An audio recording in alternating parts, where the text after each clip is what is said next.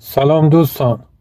واقعا راست میگویند که بعضی از شعرها هیچ وقت قدیمی نمیشوند و همیشه تازه میمانند. مثل این شعر از پروین اعتصامی که میگوید روزی گذشت پادشاهی از گذری، چیه انگار همین 40 سال پیش بود نه؟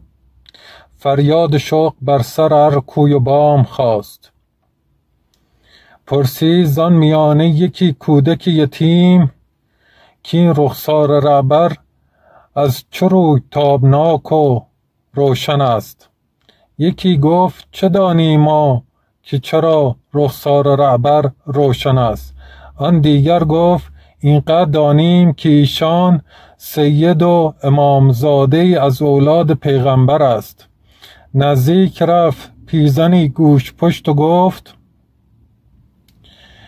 این اشک دیده من و خون دل شماست، ما را به رخت و بند شبانی فریفته است.